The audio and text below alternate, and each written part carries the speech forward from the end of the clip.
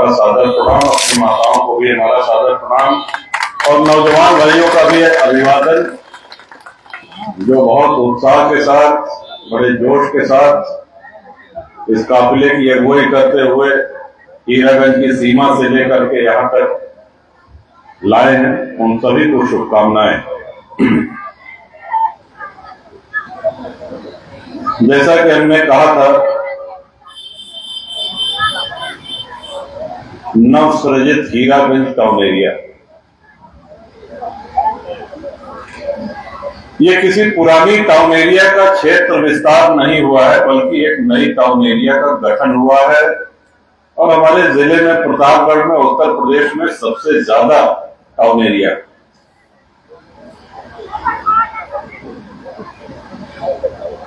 अब असली चुनौती ये है कि अभी तक आप ग्रामवासी थे, अब आप नगरवासी हो गए। तो जब टाउन हो गया, नगर हो गया, तो नगर जैसी सुविधाएं मुहैया कराना, ये हम सभी लोगों के सामने सबसे बड़ी चुनौती।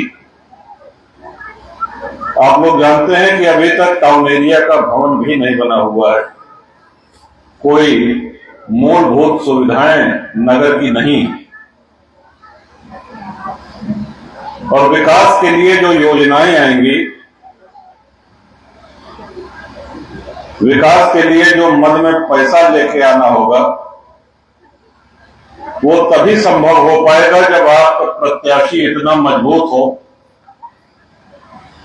कि आपके टाउन एरिया की समस्याओं को लखनऊ में भी उठा सके। क्योंकि पैसा जो आना है वो हमारे प्रदेश की राजधानी लखनऊ से ही आना है। दो तीन बिंदु बड़े महत्वपूर्ण आपके सामने इसीलिए रखने के लिए आए। और कतो ऐसा अध्यक्ष हो गए जो सचिवालय में घुसाई न कोई है तो काल लेके आएंगे। आपके कर्मठ, बहादुर और जनसुलभ साथी के रूप में, सेवक के रूप में विनोद सरोज हम हैं, गोपाल जी हैं। ऐसी कोई योजना नहीं है, ऐसा कोई मद नहीं जहां से जिसको स्वीकृत करा करके ले करके और यहाँ पर लागू न कर सके। और हीरागंज को जब टाउन एरिया घोषित किया है तो ये दिखना चाहिए कि लड़खड़ाती हुई कोई लाचार टाउन एरिया नहीं है, बल्कि इसको एक आदर्श टाउन एरिया का स्वरूप देना, ये हम सब लोगों के सामने जिम्मेदारी है। जनसत्ता दल का गठन, जनसत्ता दल का जन्म अपनी इसी मिट्टी, इसी धरती में हुआ है। और 30 नवंबर 2018 को जब स्थापना हुई थी, आप सब लोग उस ऐतिहासिक मीटिंग के साक्षी बने थे। आप सब लोगों के आशीर्वाद से ही इस दल की स्थापना हुई। और आज विधानमंडल में दो राष्ट्रीय दल, कांग्रेस और बसपा से बड़ा आपका विधानमंडल, और बिना किसी दल से गठबंधन किए हुए। कल हमने वजीरपुर में भी कहा था, आज फिर अपनी बात आपके सामने दोहराना चाह रहे हैं कि पहले जब इस विधानसभा का नाम बिहार था और रामनाथ सरोज जी के प्रचार में हम लोग आया करते थे, तो लोग यही कहते थे कि साहब देख लें यहाँ है का, न सड़क है, न बिजली है, न पानी की सुविधाएं है। और तो और अगर जो विधायक हमने निर्वाचित किया है उससे हम संपर्क भी करना चाहें, तब मोबाइल नहीं रहा, तो संपर्क भी करना चाहे तो असंभव है कि वो किसी से संपर्क हो सके। और यही वजह थी कि एक बार जिसको बिहार विधानसभा ने निर्वाचित किया, दोबारा उसको नहीं किया। ये क्रम टूटा जब रामनाथ सरोज जी आपकी सेवा में आए, और उनके बाद विनोद, जिनको 4 बार लगातार आपने आशीर्वाद दे करके अपने सेवक के रूप में चुना। और उसका कारण यह है कि जहां एक और विकास की योजनाओं को पूरा लागू किया जाता है, विकास के साथ साथ सभी समर्थकों का, सभी कार्यकर्ताओं की समस्या का भी निदान। और जब आपको आवश्यकता हो, आपके जनप्रतिनिधि आपके संपर्क में। लोकतंत्र की यही सबसे बड़ी चुनौती होती है चुनाव लड़ते समय प्रत्याशी कोई भी हो, किसी दल का हो, बड़ा विनम्र हो जाता है, बड़ा जनसुलभ हो जाता है और विकास के ऐसे ऐसे वादे, ऐसे लंबे चौड़े बातें, थोड़ा बगल हो जाए तो उधर से पीछे से आप लोग बैठ जाए तो बगल हो जाए, पीछे जो बैठ जाए भैया, बैठना गंदी हो, बैठ जाए, जो खड़े हैं उनको खड़ा रहने दीजिए, आप लोग बैठ जाए।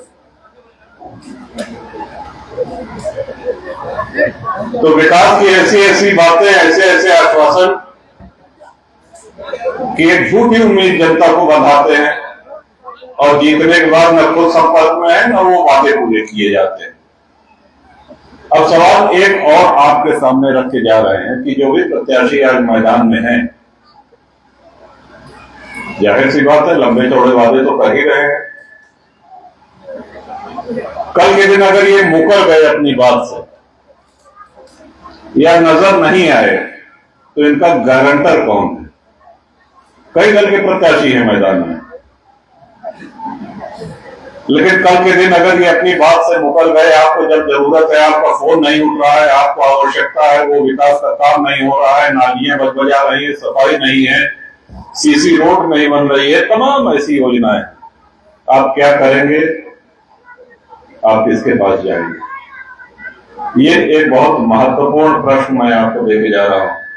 केका पकड़ी है? सोनिया गांधी को पकड़ी है कि अखिलेश को पकड़ी है कि मायावती को पकड़ी है कि मोदी जी को पकड़ी है? केका। लेकिन हम आपके बीच में ये गारंटी देने आए हैं कि आपका आशीर्वाद जनसत्ता दल को आरी के निशान पर निर्मला देवी को मिलता है, तो आप इस बात से आश्वस्त रहिए कि जहां एक और विकास के नए आयाम स्थापित होंगे टाउन एरिया में, वहीं साथ साथ जहां जब आपकी आवश्यकता, जब जरूरत हो, आपके जनप्रतिनिधि आपके दरवाजे पे होंगे। आपके जनप्रतिनिधि को आपके दरवाजे पर होना पड़ेगा और हम समझते हैं कि लोकतंत्र में ये एक बहुत बड़ी गारंटी। जनसत्ता दल का गठन आप सबके आशीर्वाद से, आपकी मर्जी से हुआ, आपकी सहमति से हुआ। ये जो बीजारोपण किया है, इसमें आप सब लोग सहभागी रहे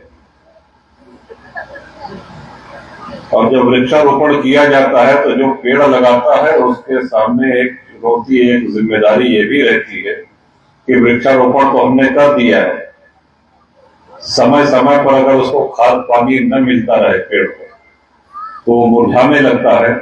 पेड़ छायादार हो, पेड़ फलदार हो, इसके लिए हम सभी लोगों की ये दायित्व है कि ये जिम्मेदारी है कि उसको समय समय पर खाद पानी देते रहें और खाद पानी देने का समय अब आ गया है। खाद पानी आप देंगे, अभी तक आपने आरी के सामने बटन दबाया है और इस बार 4 तारीख को आप आरी के सामने मोहर लगाएंगे। और ये बात मैं इसलिए कह रहा हूं क्योंकि इस चुनाव में विधानसभा और संसदीय की तरफ मशीन नहीं होगी, बल्कि बैलेट पत्र होगा, बैलेट पेपर होगा। इसलिए विशेष सावधानी की आवश्यकता है कि ऊपर और नीचे की लाइन में आपका निशान, आपकी मोहर वो कहीं छू न जाए और मत अवैध न हो।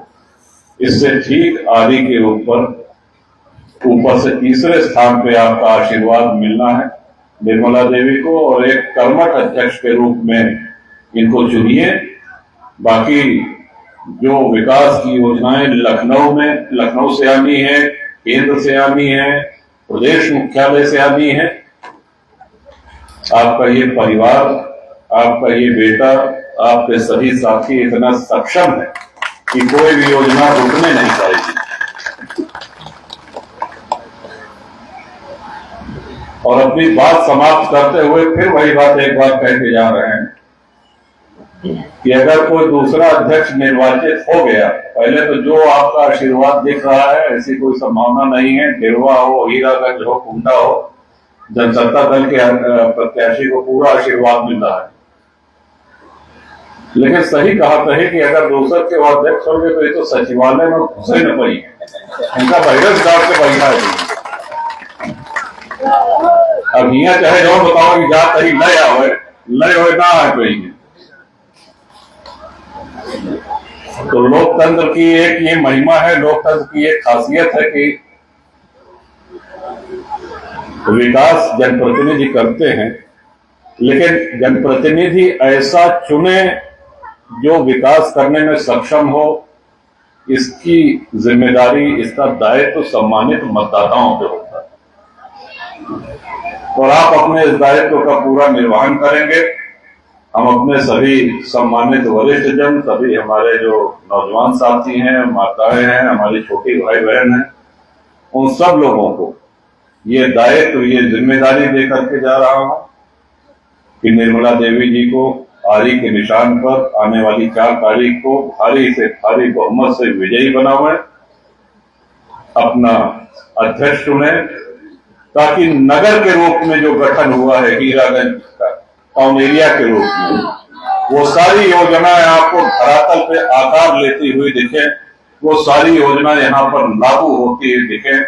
ये हमारा आपसे वादा है, ये हमारा आपको वचन है। इन्हीं शब्दों के साथ एक बार पुनः जनसत्ता दल के सभी सम्मानित पदाधिकारी, सभी कर्मठ कार्यकर्ता जो इस चुनाव को अपना चुनाव मान करके चल रहे हैं, और आपके अपने दल जनसत्ता दल की ये विशेषता भी है कि जितने मतदाता हैं उतने ही कार्यकर्ता भी, और हर एक कार्यकर्ता, ये बहुत गर्व की बात है, हर एक कार्यकर्ता जब चुनाव आता है तो घर द्वार की सुध बुध भूल करके इस तरह से लड़ता है जैसे उसका स्वयं का चुनाव हो, और स्वयं का चुनाव है भी। और यही कारण है कि चाहे कुंडा हो, चाहे बाबागंज हो, एमएलसी का चुनाव आप ले लीजिए, पूरे प्रदेश में एमएलसी का चुनाव हुआ और पूरे उत्तर प्रदेश में एक भी जगह समाजवादी पार्टी का खाता नहीं खुला, ढेर गठबंधन करे रहे आरएलडी से ऐसे। बसपा और कांग्रेस को लड़ाने की भी हिम्मत नहीं करे। ये सत्ता का चुनाव होता है और भारतीय जनता पार्टी के अतिरिक्त पूरे प्रदेश में अगर कोई दल एमएलसी का चुनाव जीता है तो वो आपका दल है, वो जनसत्ता दल। कुलदीप पटेल जी का चुनाव ले लीजिए, ऐतिहासिक जीत हुई, इस सब का श्रेय आपको जाता है, क्योंकि जब युद्ध होता है तो सेनाएं लड़ती है, नाम भले सेनापति का हो, लेकिन सेना की बहादुरी के कारण युद्ध जीते जाते हैं और सेना की बहादुरी के कारण चुनाव जीते जाते हैं। इन्हीं शब्दों के साथ एक बार फिर आपको ढेर सारा अभिवादन।